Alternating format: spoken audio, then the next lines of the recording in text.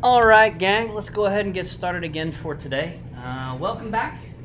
It is a brand new, beautiful week out, and we would be remiss in our duties as environmental interpreters if we weren't getting out into the environment at least once in a while. So, just a brief PowerPoint chalk talk today to get us through some ideas culled from the National Park Service, National Association of Interpreters, and similar organizations that do training and professional development. And then we'll get outside and kind of try on for size some of these things that we've been talking about in much the same way that we tried on for size the effort at plugging a game into this larger 5-part content outline that we've been talking about really kind of all semester long. So with this, we have the following. Today we're going to flip over, keeping in mind everything that we've learned so far with content, what you're going to say, what you're going to talk about. And also, that content represents what you have edited out, what you have curated away from this particular experience. But today we're going to talk a little bit more about delivery. At the end of class last Wednesday, if you recall, we were talking about basic techniques and self-management, like gathering yourself in the pre-phase of your 5-part outline, and how some famous folks who perform in front of people for a living do just that. We also talked about stuff like basics of posture and basics, very, very basics of elocution, how to speak in a public way so that folks can understand and derive some value from the effort you are putting out into the universe. So today is more of an extension of those last couple of minutes of last Wednesday. Before we begin, any questions, comments, clarifications from last week? Any announcements? Otherwise, we'll get into this and then get outside.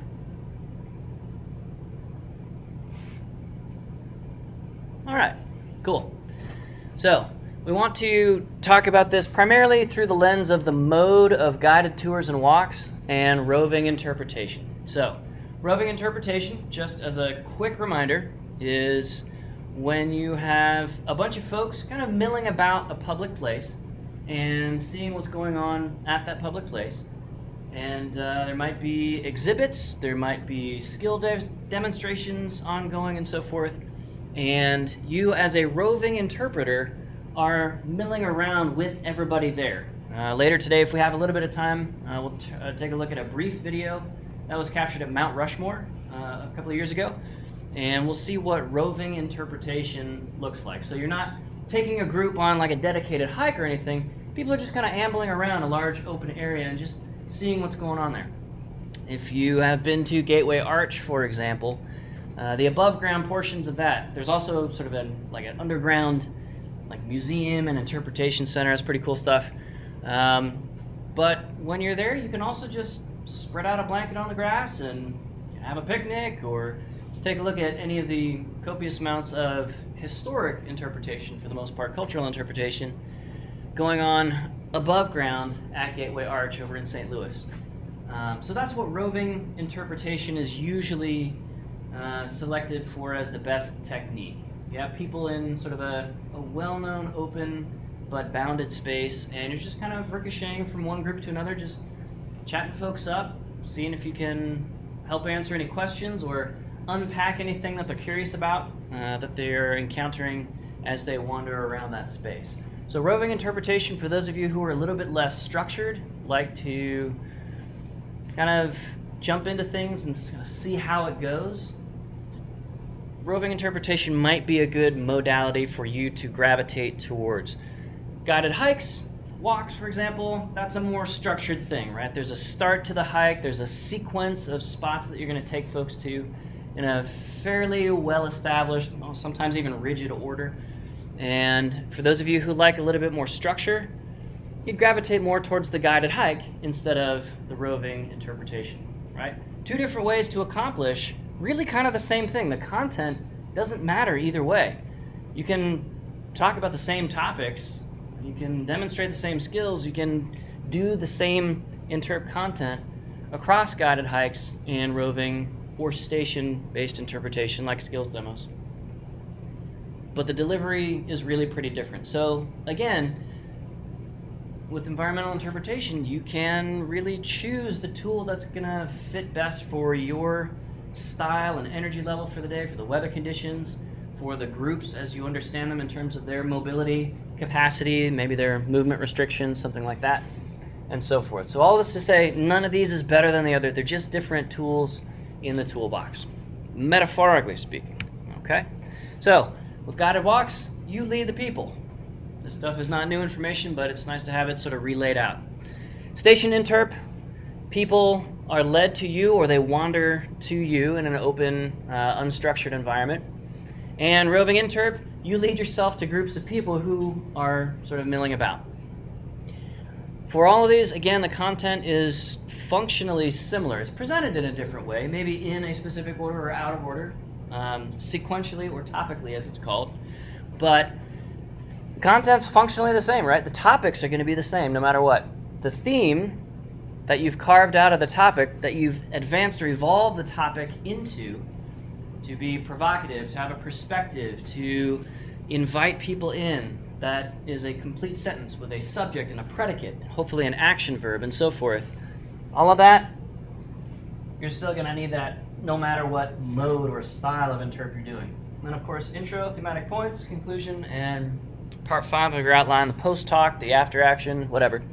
That's all going to be basically the same. So, those guided walks, generally, for the most part, they're going to be pretty short. Usually between half an hour and about 2 hours is by far and away the most common size for a guided hike. They can be as short as about 10 minutes for groups of much smaller kids or much more mobility restricted folks. There are a lot of guided hikes that are 5 to 10 minutes long at visitor centers.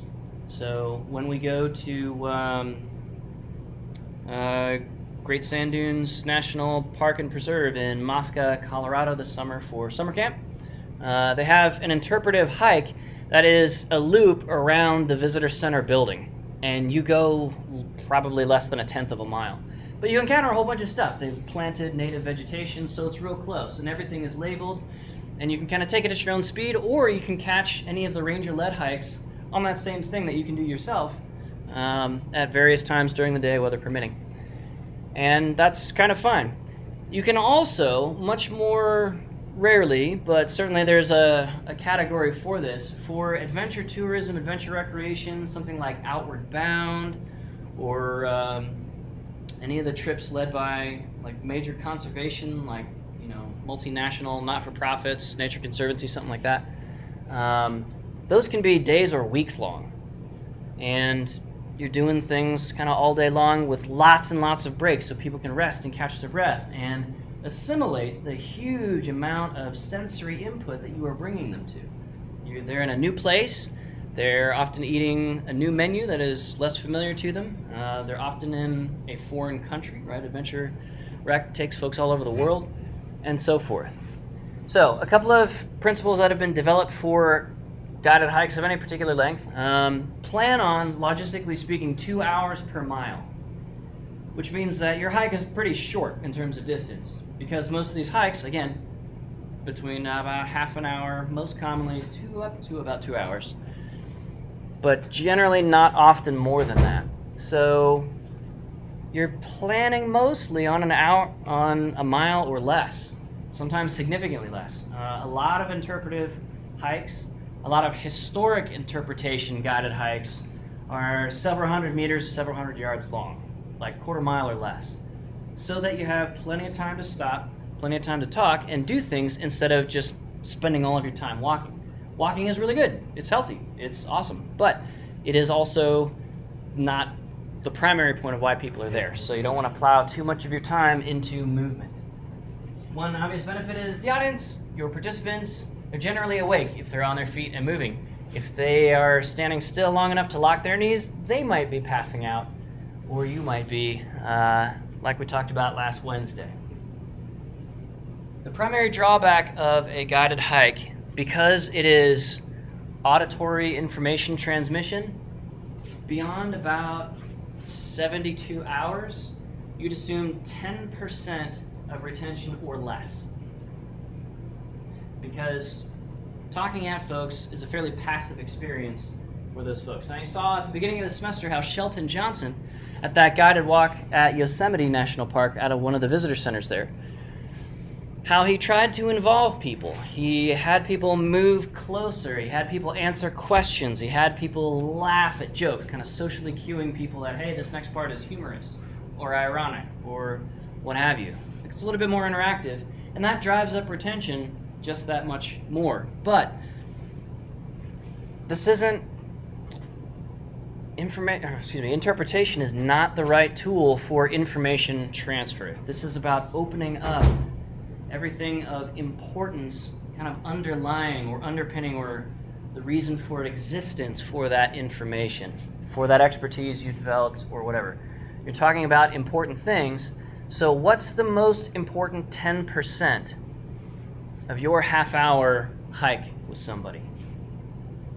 We're going to use this rule of thumb, this 10% or this decimation process, this 90% reduction of information to put more emphasis on the theme. The theme is what you want people to walk away with, to hang on to. What's the point? There are lots of details you're going to get into, like how to hold the napping tool to make points and arrows and so forth, or arrowheads. But some of that finer texture of the skill demonstration, maybe they don't need to know the precise angle of the mallet when doing that, or the precise curvature of the blade when fletching arrows, that is putting the feather vanes at the back of the arrow so it goes, the pointy end stays business end forward, and so forth. What's the point of something like that? The point is, hey, this is how people put food on their plates. And in this culture, they didn't use plates. So this is how people kept themselves alive. And yeah, the finer points of the skill demonstration or the specifics of the plumage of any of the birds that you're interpreting along a hike or anything like that, those are important, but they matter less than what's the key here. So that puts a lot of emphasis on getting a good theme in place. Because we talked about how everything flows from your theme, everything gets edited out if it doesn't sort of help you accomplish high quality engagement with the theme, the core, the beating heart of your guided walk, or your station interp, or your roving interp, right? Theme is central to all of those. Okay? So, if you want to think about a guided walk as a sequential kind of interp, because you're moving in space along a path, and you generally start at always the same trailhead, go the same direction, make generally the same stops, although you can edit that along the way, on the fly if you need to. You could think about developing your outline as a PowerPoint, and each stop is one slide. And you can't put very much information on a single slide. You see how there are 7 points of information here? Technically 8 with the title, but 7 bits of content. We talked about how usually Interp has 7 plus or minus 2 chunks of content. Right, each of those chunks of content, 1 slide worth of stuff. I don't even have full sentences on this slide to keep the number of minutes per slide down. Professional presenters are trained to spend about 30 seconds to 2 minutes per slide when you have to be chained to a PowerPoint deck. And the same holds true with your environmental interpretation stops along a hike. That is, each slide gets a couple of minutes.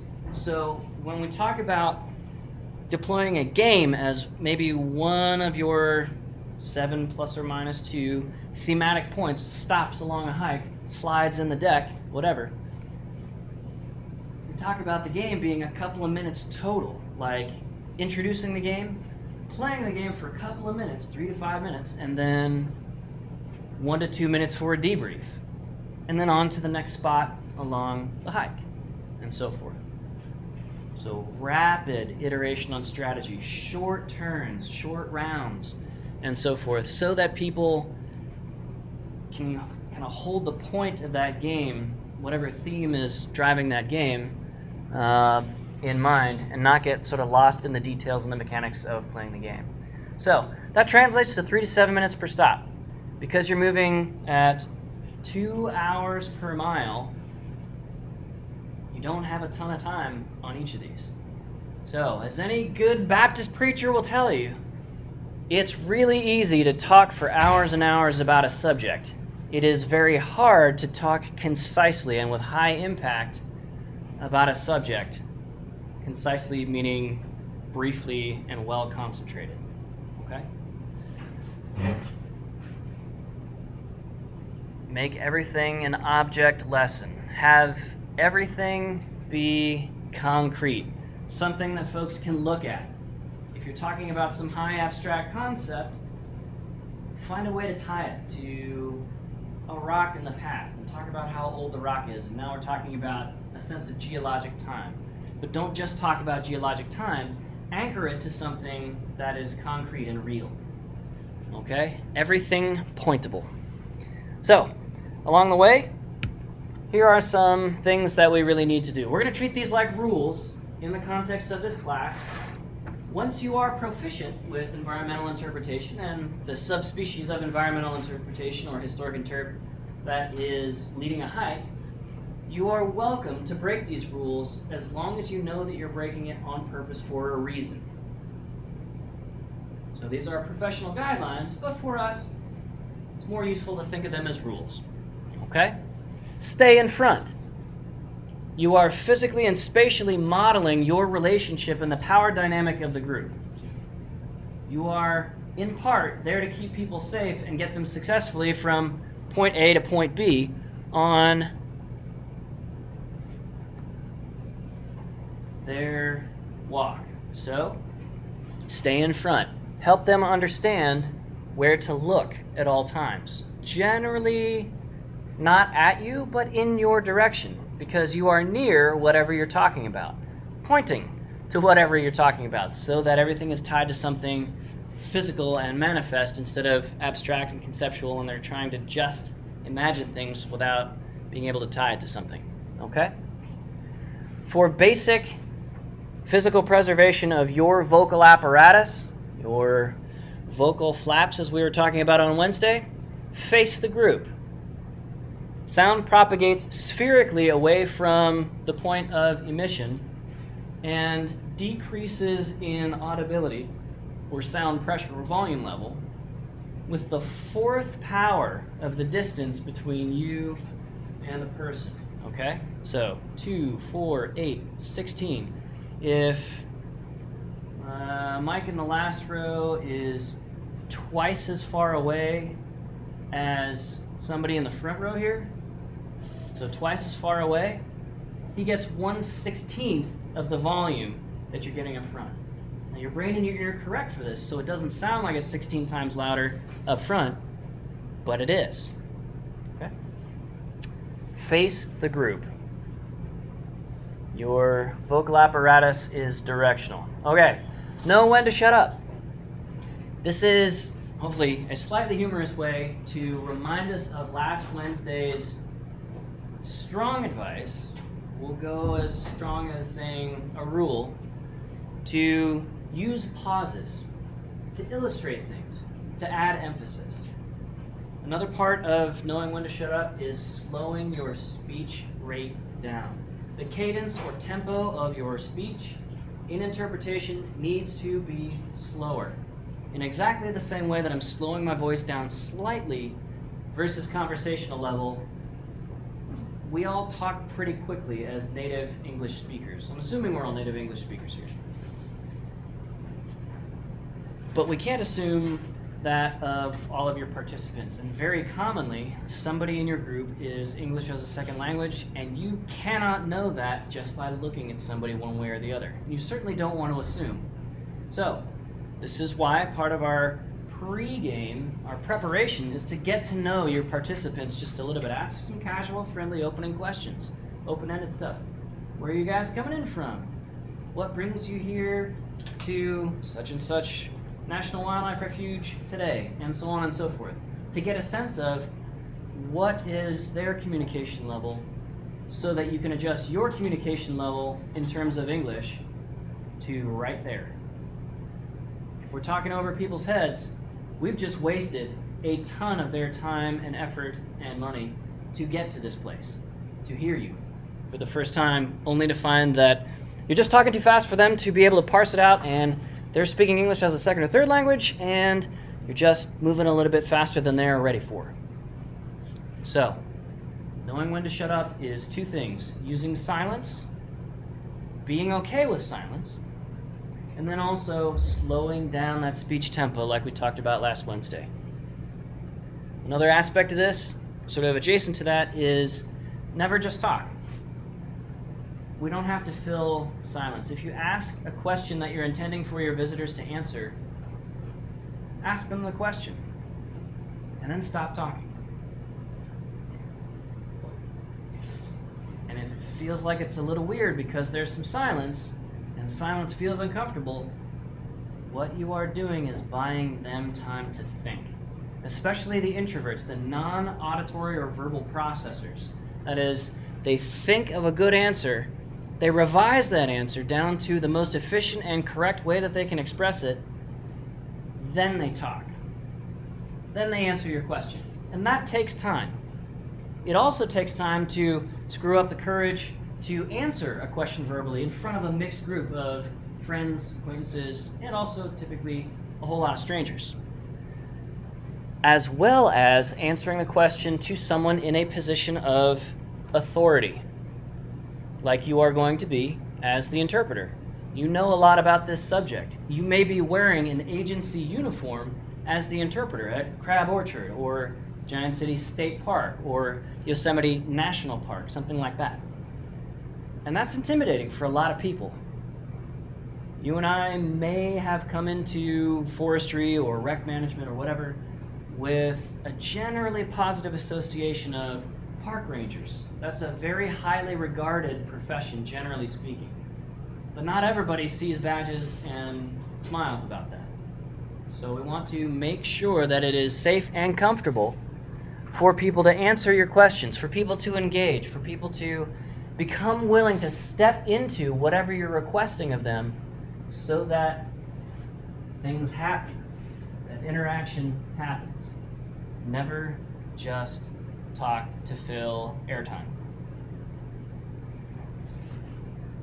We talked about the next one, modeling behaviors, on Wednesday. That is, we want to be sure to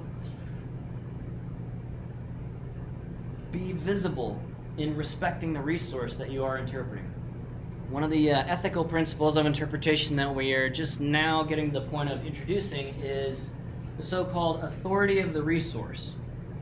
This was a policy developed in the National Park Service by the interpretation and the law enforcement sort of wings of the National Park Service in order to take some pressure of authority, some burden of, not responsibility, but burden of authority from being a law enforcement ranger. You're not there to bust asses. You're not there to write speeding tickets in pretty places. You're there to protect an irreplaceable, unique, amazing set of resources that are represented and protected by your national park or other protected area, whatever the place is. Giant City State Park protects all kinds of archaeological and natural, social and historic and prehistoric resources. So if you get on the wrong side of the law at Giant City State Park, they're not coming after you to come after you. They're coming after you to protect that resource.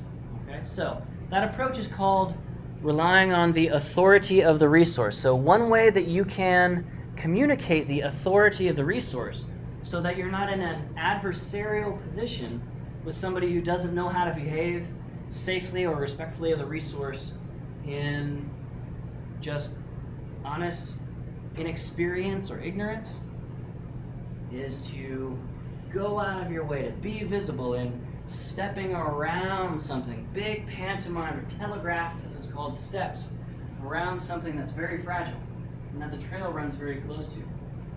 Changing the volume and the tempo of your voice to up folks understand that certain spots along your hike might be regarded by some people as sacred.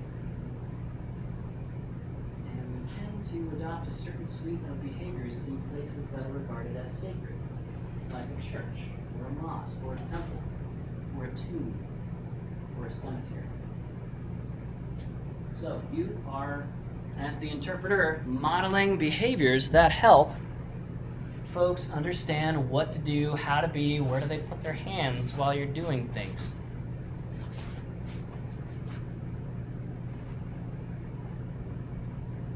And pack your field kit. Next up, this is going to be a little bit different for every hike, certainly different with every sort of topic area, but very commonly environmental interpreters or historic interpreters, you'll see them hiking with like the aughts version of the fanny pack. We call it a lumbar pack. It's not the same, right? The Rock popularized the fanny pack.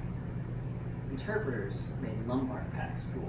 And typically what's in there is a ouch or boo-boo kit, so like a first aid kit, and things like magnifying glasses, a small trowel and or sieve, binoculars, infrared scope, spotting guides for all of the species that you haven't trained up yet in interpretation or identification, excuse me.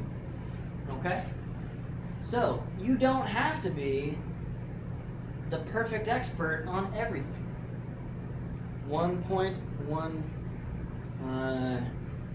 very important chunk of the after action, the final section of your 5-part major outline, is to follow up on questions of, oh goodness, that bird that we saw flying through, I've never seen that bird here, and everybody wants to know what it is. Well, you're busy leading a hike. You don't have a chance to Google that briefly, so pull out the guide, and don't just stand there flipping through the guide in front of everybody.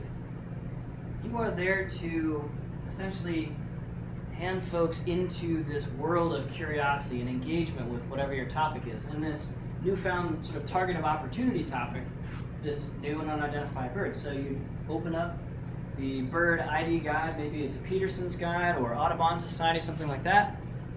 Flip it around so it is right side up to them, and hand it to anybody willing in the group. And make it an interactive thing so you're not flipping pages furiously trying to figure out what this thing is. Because you're not the point of the show. That bird is. So, model that behavior with the field guide. Any samples, like arrowheads and points that you found in the past or that are in the archive of that place, you can really scratch that itch of wanting delight. To hold something that is genuinely authentic in your hands and seeing it for the first time and feeling that heft of it, that proprioceptive sense of how heavy is this stone arrowhead?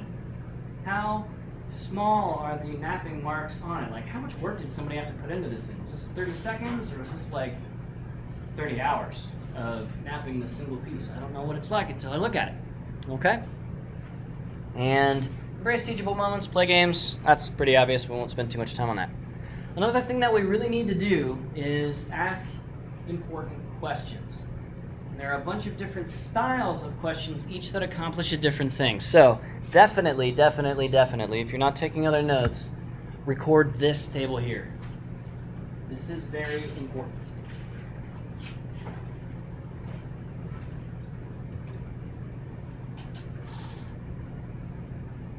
So later on today, we'll have a chance to deploy this. If anybody needs to get a zoomed in cell phone picture, you can come on up front and get a little bit closer if you need to, whatever. No problem.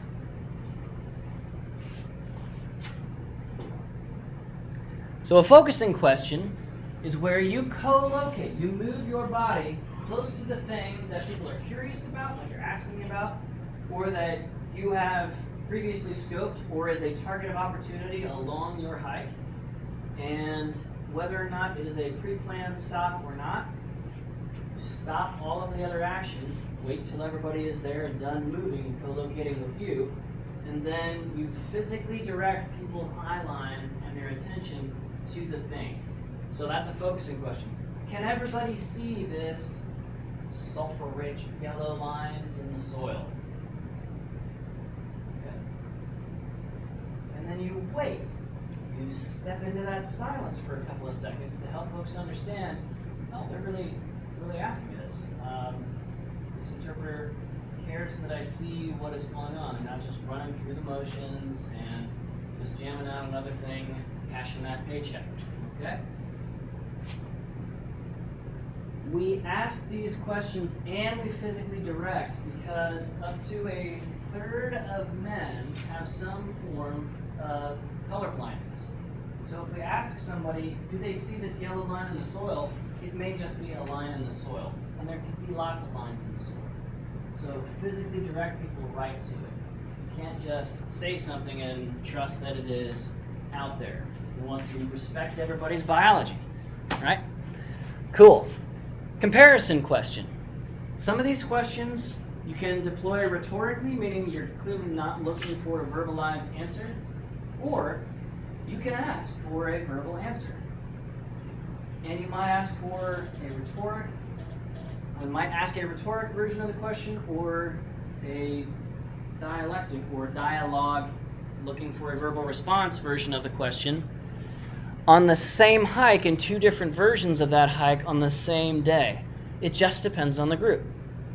So, we can ask a rhetorical comparison question like, in what ways are people and worms alike? Let's get into that. So you answer your question and move right along. A non-rhetorical version of that is, so, everybody, in what ways do you suppose that, given that they might be kind of different in a lot of ways, maybe not. In what ways do you see that worms and people really are alike? And you stop talking. Doing that non-verbal cue that this is a question to be actually answered. Now, when you're guiding a hike and you're asking questions intended for people to answer, you're going to get typically the STP problem. Anybody from the rec department know what the STP problem is? You heard this yet? All right. This is the same three people. Because the government loves TLAs, three-letter acronyms. Which is a joke, because TLA is a three-letter acronym. Moving along. So, 4 questions, like pretty much everything on the rest of this table, going on down, assume that generally speaking, a minority of the group is outspoken, comfortable enough in front of a mixed group, and so forth, that they are ready to answer questions you're intending to have a verbal response to. So, there are lots of ways to structure the answering of a question so that it's not the same 3 people every time. You could start with the person to your left or right and go around the circle. Now you need to take a minute to arrange the group in a circle so that folks have a preparation, a heads up, an understanding that, oh, we're about to shift into conversation mode instead of lecture mode, and so forth. So in that case, you're the interpreter.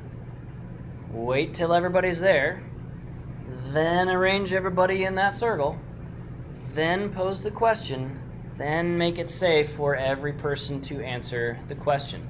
Or, generally speaking, you want to give folks the out to say, pass, or you can give folks sort of the all of the above, or this question doesn't apply to me answer you see on multiple choice tests of, if somebody else says the answer that you were going to say before you have a chance to say it, it's okay to say that. Give folks an out so that they don't feel like they have to just repeat folks so that they're not failing the sort of low-key quiz that answering a question can feel like to some people.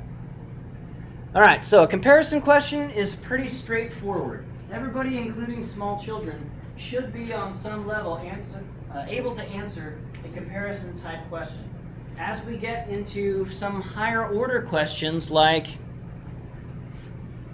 evaluation questions, very high order questions in some cases, inference questions, these can be frustrating for a kid because inference questions typically require some prior knowledge of what you're talking about. So, how do you think this field will look in 20 years? It's a broad, open-ended question, but in order for anybody to answer that with some level of technical rigor, do they need to understand forest succession, field ecology, rangeland ecology? How is this field going to look different in 20 years? They need to know agronomy. It's going to look different in 20 years because it's going to be plowed, whatever. So, some of these questions pretty easy. Observation questions. What do you see about this thing, whatever it is that you are holding up? Very, very quick, straightforward, and easy kinds of things. So you'll get the very quick, easy, straightforward answers first, and then if you keep waiting more, folks will dig a little bit deeper with their answers.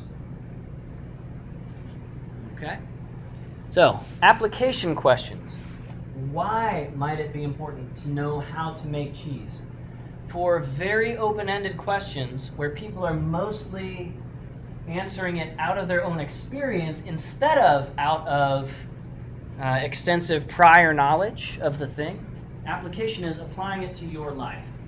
So these usually come toward the end of a presentation or end of a particular stop along the way for your hike.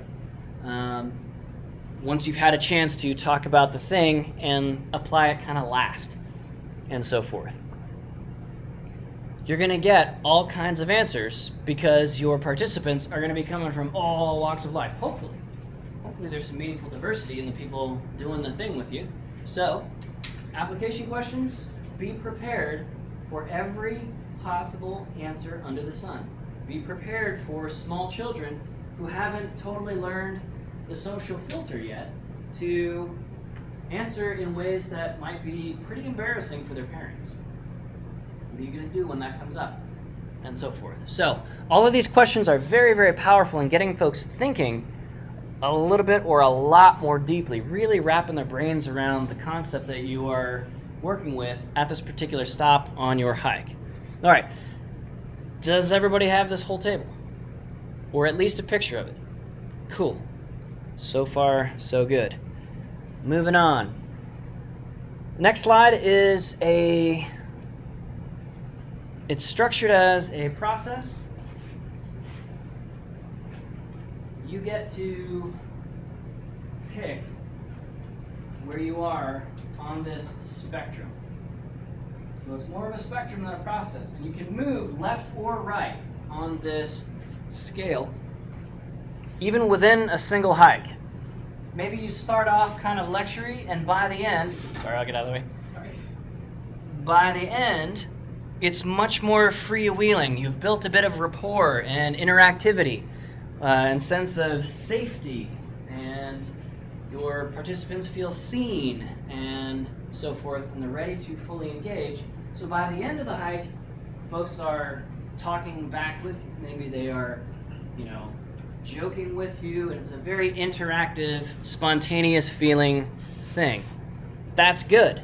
But if that's not the right move, if that's not the right vibe, well, then you can use questions. You can use nonverbal behavioral modeling to move things back towards a little bit more lecture-y style. So, for example, about half the time when we go east on summer camp, we'll stop and for historic interpretation purposes, we'll go to the United States Holocaust Museum, right off the National Mall. And spontaneity is not a great vibe for that particular topic area. It's a pretty different, it's almost an otherworldly sensation to walk through those exhibits and see what's going on there, or what those exhibits tell us about what went on. And so in that case, there's lots of discussion and really kind of some soul searching. Like, that place makes you feel, and it makes you think, it makes you confront some things that you hadn't thought about before, that you weren't comfortable thinking about before. And it's not the right scene for a bubbly, spontaneous kind of a thing, and that's fine. At certain times of day, like dawn and dusk, interpretation hikes at Yosemite Valley are usually a little bit more reverent. Yosemite is regarded by multiple cultures as a genuinely, deeply, uniquely sacred place. And so in the middle of the day, folks are freewheeling, having a good time. The hikes and so forth stemming from the visitor centers and campgrounds at Yosemite Valley, it's a little bit lighter. But at dawn and dusk, the feel changes a little bit. And so the interpreters respond to that, and they help visitors respond to that as well, and preserve that sense of something almost hallowed for other visitors within earshot as well. Cool. All right, let's transition briefly to the information desk, and we'll run through this stuff fairly quickly. And no, tell you what, let's take a break and we'll head outside and practice some live interp stuff. We can come back to this anytime. So 5-minute break and then back together. We'll head outside. Are we going to leave our items inside when we go outside? We'll probably dismiss from the field actually. So yeah, so we'll pack up. Yeah.